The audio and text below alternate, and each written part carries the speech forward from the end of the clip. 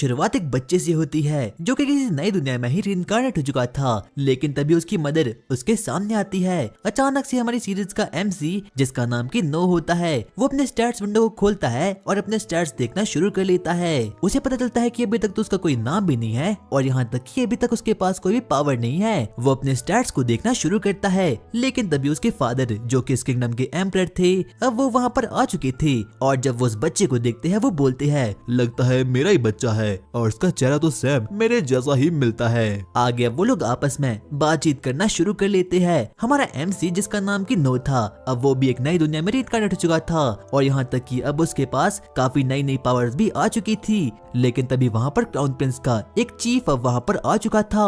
वो एम्परर को बोलता है, एम्परर, हम लोगों को इसका नाम क्या रखना चाहिए? हम लोग इसका नाम रखेंगे नो आरारैट और ये इस किंगडम का 13th इंपीरियल प्रिंस होगा।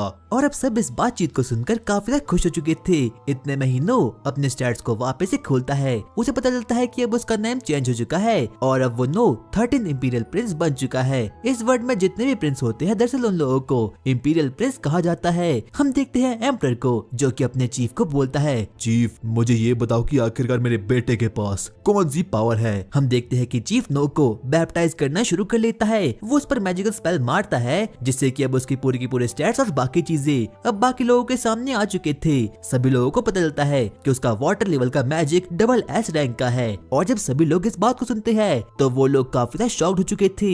उन लोगों को बिल्कुल भी बिलीव नहीं होता कि किसी बच्चे के पास डबल एस रैंक की मैजिकल स्पेल भी हो सकती है, यानी कि इस बच्चे ने पहले ही अपने आप को अवेकन कर दिया है। और अब जब बाकी लोगों को इसके बारे में पता चलता है, तो वो लोग काफी ज्यादा शॉक्ड हो चुके थे, क्योंकि आज तक ऐसा कोई भी कर नहीं पाया। बाद में जाकर हम 6 साल बाद की कहानी को देखते हैं, जहाँ पर कि अब नो काफी ज्यादा बड़ा हो चुका था। उसे इस वर्ल्ड के बारे में काफी कुछ नई नई चीजें पता चल चुकी थी, जैसे इस वर्ल्ड का नाम मेरिस एम्पायर है और यहाँ पर जो कोई भी प्रिंस होते हैं, उन लोगों को इंपीरियल प्रिंस कहा जाता है। नो को अपने स्टैट्स और अपनी मैजिकल स्पेल के बारे में भी काफी कुछ नई नई चीजें पता चल चुकी थी, जैसे कि उसके पास एक वाटर मैजिक है और वो ये करने में काफी अच्छा भी है। यहाँ तक कि अब उसके पास काफी सुंदर सुंदर और काफी सारी मेड्स भी आ चुकी थी, जो कि उसकी छोटी सी स्वॉर्ड और बाकी सब चीजों का ध्यान रखती थी। उसके स्टैट्स बाकी लोगों को कुछ अजीब ही प्रकार के दिखते हैं, लेकिन खुद को वो उसके स्टैट्स कुछ अलग ही प्रकार के दिखते हैं। बाद में जाकर नो अपने मन में बोलता है, मेरी पावर का जरिया मेरे सबऑर्डिनेट्स है, यानी कि जितने ज्यादा उसके पास फ्रेंड्स और सबऑर्डिनेट्स होंगे, उतनी ही ज्यादा उसकी पावर भी होती रहेगी और साथ साथ में उसका लेवल इनफिनिट तक ग्रो भी हो सकता है। सभी मेड्स नो को तैयार करती है और अब वो फाइनली अपने काम पर निकल चुका था। सबसे पहले वो ब्रेकफास्ट करता है, लेकिन तभी उसकी एक सुंदर सी मेड, जिसका नाम की एवेलिन था, वो वहाँ पर आती है और नो को भी ये मेड काफी ज्यादा पसंद होती है। वो उसे बोलती है, नो प्रिंस, दरअसल आपको 4th प्रिंस बुला रहे हैं। और अब जब नो को इस बारे में पता चलता है, तो वो सीधा ही उसे मिलने के लिए वहाँ पर निकल चुका था, क्योंकि वो कोई और नहीं बल्कि उसका ही भाई था। हम नो को देखते हैं, वो आगे बढ़ता है, जो कि अपने बड़े भाई एल्बर्ट से मिलता है और वो इस किंगडम का 2nd प्रिंस था। और वहीं साइड में हेनरी भी था, जो कि इस वर्ल्ड का 4th प्रिंस था। एल्बर्ट नो को बोलता है, मेरे भाई, हमारे पास तुम्हारे लिए कुछ गिफ्ट है। और अचानक से पूरा का पूरा रूम डार्क माना से घिर चुका था। यहाँ तक कि नो भी इस चीज को देखकर थोड़ा बहुत घबरा चुका था। वहाँ पर एक सर्वेंट आता है, जिसके हाथ में की एक अजीब सा ताबूत था। वो जैसे तैसे करके उस ताबूत को नीचे रख लेता है और जैसे ही नो उस चीज को देखता है, वो काफी शॉक्ड हो चुका था, क्योंकि वो चीज कोई नॉर्मल चीज नहीं थी, बल्कि कोई डिमोनिक चीज थी। यहाँ तक कि उसका माना प्रेजेंस ही काफी ज्यादा खतरनाक था। आगे अब वो लोग आपस में बातचीत करना शुरू करते हैं और वो चीज कुछ और नहीं बल्कि एक अजीब सी स्वॉर्ड थी। नो उस चीज को अप्रेज करने का ट्राई करता है, लेकिन ऐसा कुछ भी हो नहीं पाता। लेकिन तभी उसका बड़ा भाई द 2nd प्रिंस एल्बर्ट अब वहाँ पर आ चुका था। वो नो को बोलता है, नो इसे उठाओ। और नो अपने बड़े भाई के ऑर्डर को मना नहीं कर पाता, इसलिए उसे ना चाहते हुए भी उस स्वॉर्ड को उठाना ही पड़ता है। और जब वो स्वॉर्ड को उठाता है, तो वो काफी ज्यादा भारी थी। यहाँ तक कि हेनरी उसे बोलता है, ये कोई नॉर्मल स्वॉर्ड नहीं है, बल्कि एक डिमोनिक स्वॉर्ड है, क्योंकि इसे मास्टर करने में ही तकरीबन 120 लोगों ने अपनी जान को गवा लिया था। यहाँ तक कि नो भी उसे बिल्कुल भी कंट्रोल नहीं कर पाता, क्योंकि उसका माना प्रेजेंस और बाकी चीजें काफी ज्यादा खतरनाक थी। लेकिन तभी हेनरी और एल्बर्ट उसे बोलते हैं, इससे अच्छे से मास्टर करना, क्योंकि ये इस किंगडम की इकलौती सबसे पावरफुल मैजिक स्वॉर्ड है और जो कि सिर्फ और सिर्फ वाटर के लिए बनी है। और अब इतना कहने के बाद अब वो लोग वहाँ से निकल जाते हैं। और रात के समय जब नो वापस से सोने के लिए जा रहा था, लेकिन तभी वो अपनी सर्वेंट जोई से पूछता है, जोई, आखिरकार तुम्हें क्या हो गया? तुम मुझे कुछ उदास लग रही हो। लेकिन जोई उसे कुछ भी नहीं बताती। वो लोग आपस में बातचीत करना शुरू शुरू करते हैं। नो के लाख कहने पर अब जोई उसे अपनी पूरी की पूरी बातचीत बताना शुरू कर देती है। वो उसे बोलती है, प्रिंस दरअसल जहाँ पर मैं रहती थी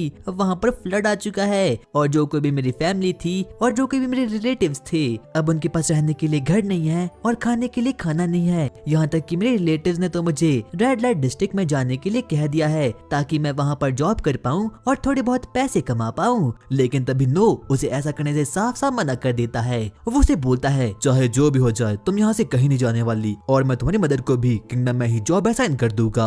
क्या? इसके लिए आपका बहुत बहुत शुक्रिया। डायलन मेरे पास आओ। इतने में हम देखते हैं कि नो का एक और सर्वेंट अब वहाँ पर आ चुका था। वो उसे बोलता है, डोसो एरिया में बहुत ज्यादा फ्लड आ चुका है जहाँ पर की जोई का होम टाउन है। चाहे तुम जैसे भी करो लेकिन वहाँ पर कुछ रहने के लिए जमीन ले लो। लेकिन तभी डायलन उसे बोलता है, प्रिंस ऐसा करना पॉसिबल नहीं है क्योंकि हमारे पास इतने पैसे नहीं है। लेकिन तभी नो अपने मन में सोचने लग जाता है कि उन लोगों के पास रॉयल्टी फंड में और बाकी फंड को मिलाकर 5 लाख रैन है, यानी कि जो इस वर्ल्ड की करेंसी होती है। लेकिन उन लोगों के पास अभी भी 2 लाख रैन कम पड़े हैं, यानी कि उस जमीन की कीमत तकरीबन 7 लाख रैन होगी। लेकिन तभी नो डिसाइड करता है कि जो लैंड उसके फादर ने उसे दी थी वो उसे बेच खाएगा और उसे आराम से 2 लाख रैन तो कमा ही लेगा और लास्ट में जाकर वो डोसो एरिया को बाय कर लेगा। और अब सभी के सभी लोग इस बात को मान चुके थे। प्रिंस आपका बहुत बहुत शुक्रिया।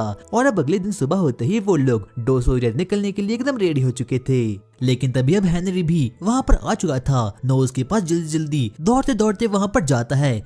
सॉरी बड़े भाई, मुझे माफ करना, मैंने आपको देखा नहीं। क्या तुम कहीं जा रहे हो? हाँ, हम लोग डोसो विलेज में जा रहे हैं क्योंकि वहाँ पर फ्लड आ चुका है और मैंने वहाँ पर कुछ लैंड को बाय कर दिया है। वाओ, ये तो काफी कमाल की बात है। नो जरा मेरे पीछे आना, मुझे तुमसे कुछ बातचीत करनी है। आगे हम नो और हेनरी को देखते हैं जो कि आपस में बातचीत करना शुरू करते हैं। हेनरी नो से बातचीत करना शुरू करता है। नो से बोलता है, क्या आप मुझसे उसी स्वॉर्ड के बारे में बातचीत करने के लिए आए हो? हाँ, मैं उसी के लिए आया हूँ। जैसा कि एल्बर्ट ने कहा, वो स्वॉर्ड काफी ज्यादा सस्पिशियस है क्योंकि उस स्वॉर्ड के पास अपनी इच्छा है। क्या अपनी इच्छा? इसका मतलब क्या हो सकता है? यानी कि वो स्वॉर्ड काफी ज्यादा खतरनाक है और बेहतर यही होगा कि तुम उसे यहीं पर रखो क्योंकि वो स्वॉर्ड काफी ज्यादा खतरनाक है। और अब कहीं ना कहीं नो को पता चुका था कि वो स्वॉर्ड काफी खतरनाक है और यहाँ तक कि उसके पास अपनी ही फ्री विल है, यानी कि वो किसी की भी बात को नहीं मानती जब तक कि वो उसे अपना मास्टर ना मान ले। ठीक है बड़े भाई, जैसा आप कहोगे मैं वैसा ही करूंगा।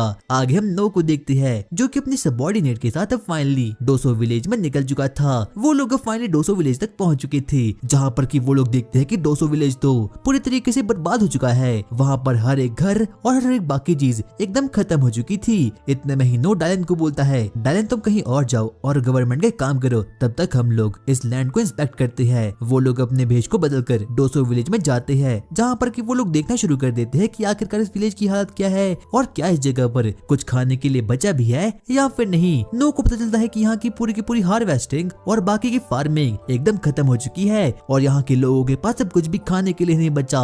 लेकिन तभी अचानक से दूर कहीं से एक अजीब सी आवाज आनी शुरू हो चुकी थी और जो कोई भी वहाँ के लोग होते हैं वो जल्दी से वहाँ पर निकल जाते हैं। बाद में जाकर उन लोगों को पता चलता है कि यहीं का एक लोकल गवर्नमेंट ऑफिशियल लॉर्ड गेरिल उन लोगों को खाने के लिए दे रहा है ताकि वो यहाँ पर कुछ तो अजीब अजीब सी चीजें पका सके। सबसे पहले नो उस बनाए गए खाने की एक बाइट लेता है और वो बोलता है, आखिरकार ये क्या है? ये तो काफी घटिया सा है। जोई उसे बोलती है, प्रिंस क्या आप ठीक तो हो ना? लेकिन तब जाकर नो को पता चलता है कि ये खान तो जानवर से भी ज्यादा बदतर है क्योंकि इसमें कोई भी टेस्ट नहीं है और यहाँ तक कि इस चीज में कुछ भी न्यूट्रिशन, विटामिन और बाकी चीज कुछ भी नहीं है। लेकिन तभी पीछे से एक बुढ़ाऊ बोलता है, हम काफी ज्यादा लकी है, कम से कम लॉर्ड गेरिल हमें कुछ खाने के लिए दे रहे हैं क्योंकि ये एम्पायर की ओर से खाना है। इतने में हम देखते हैं कि अब खुद लॉर्ड गेरिल अब वहाँ पर आ चुका था और जब नो उसे देखता है तो उसे बिल्कुल भी अच्छा नहीं लगता। लॉर्ड गेरिल आगे बढ़ता है और वो उस खाने को देखता है और वो बोलता है, ये तो काफी अच्छा है, सिर्फ और सिर्फ इन लोगों के लिए क्योंकि लोगों का जीना मरना एक बराबर है। और नो को इस बात को सुनकर काफी गुस्सा आ चुका था, इसीलिए वो सीधा ही लॉर्ड गेरिल के पास जाता है और उससे बात करना शुरू कर लेता है। लॉर्ड गेरिल, मुझे लगता है कि तुमने लोगों को पैसे देकर यहाँ पर बुलवाया है। बच्चे तुम काफी छोटे हो लेकिन तुम्हारी जुबान काफी बड़ी चलती है, क्यों ना मैं तुम्हें खत्म कर लूं। वो लोग आपस में बातचीत करना शुरू करते हैं लेकिन तभी नो गेरिल को बोलता है कि ये सब कुछ उसने जानबूझकर किया है। यहाँ तक कि गेरिल उससे बोलता है, बच्चे क्या तुझे पता नहीं कि इन चीजों को अफोर्ड करने में भी काफी ज्यादा पैसा लगता है? क्या आखिरकार जो तुम क्या बोल रहे हो? ये सब कुछ हमारा एम्पायर इन लोगों को दे रहा है और बदले में तुम उन लोगों से पैसे खा रहे हो। और वो लोग नो की बातों को बिल्कुल भी सीरियसली लेते नहीं। इतने में ही नो उन लोगों को बोलता है, तुम इन मासूम लोगों की मदद नहीं कर सकते, आखिरकार तुम अपने आप को इंसान क्यों बोलते हो। जिससे कि लॉर्ड गैरेल और उसके चमचों को अब काफी ज्यादा गुस्सा आ चुका था। बच्चे तूने क्या बोला? तेरी हिम्मत कैसे हुई मेरी इंसल्ट करने की? क्या तू जानता नहीं कि आखिरकार मैं कौन हूँ? यहाँ तक कि गैरेल अब नो से लड़ने के लिए एकदम रेडी हो चुका था। तुमने बहुत बड़ा पाप किया है और इसकी सजा सिर्फ और सिर्फ एक है, और वो है मौत।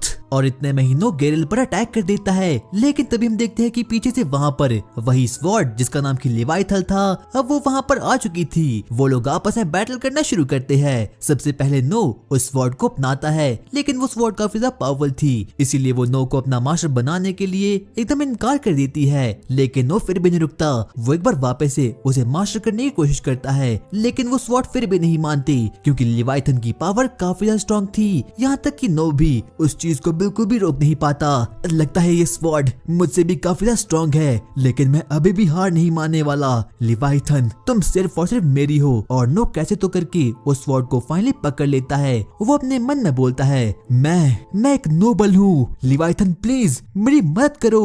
और वो एक ही स्लैश में ग्रेवेल को खत्म कर देता है। और जब बाकी लोग इस चीज को देखते हैं तो वो लोग काफी ज्यादा शॉक्ड हो चुके थे। उन लोगों को बिल्कुल भी विश्वास नहीं होता कि एक टिंगू सा बच्चा इतना कुछ भी कर सकता है। इसीलिए बाकी के लोग नो को मारने के लिए एकदम रेडी हो चुके थे। लेकिन तभी नो लोगों पर लेवाइथन की पावर को एक्टिवेट कर देता है और वहाँ पर एक बहुत बड़ा वाटर का ब्लास्ट हो चुका था। और जब बाकी के लोग इस चीज को देखते हैं तो वो लोग काफी ज्यादा शॉक्ड हो चुके थे क्योंकि वहाँ पर एक बहुत बड़ा गड्ढा समन हो चुका था।